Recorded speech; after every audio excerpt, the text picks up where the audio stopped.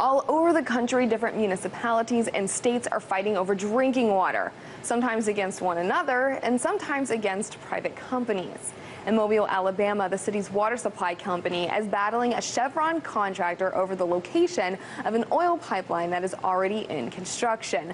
The Mobile Area Water and Sewer System, or MAWS, is concerned that it will come too close to the community's water supply.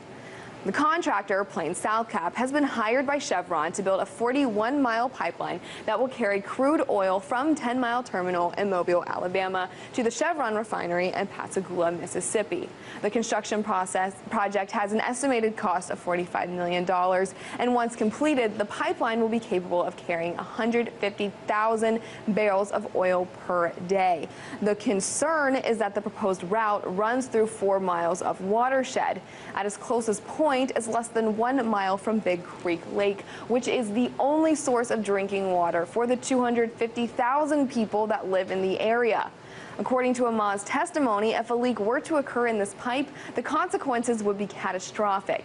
Because there's no backup water supply, hospitals and fire departments, businesses would all be without water, and thousands of people would have to evacuate.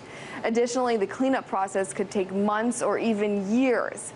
They say all oil pipelines eventually rupture, so the risk is too great. Now, this is a closer view of Big Creek Lake, outlining the 4 miles of watershed that the pipeline will have to travel through. But you can also see this pipeline will go through about 2 miles of property that's owned by MAWS, which has been buying up the surrounding land of the reservoir in order to preserve and protect it.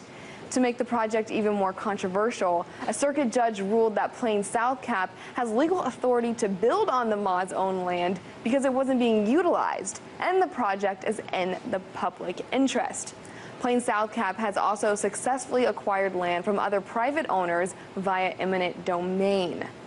Once an authority only given to the government, eminent domain, or the ability to take away land in the public interest, has been granted to corporations in different states and faces backlash in the court systems.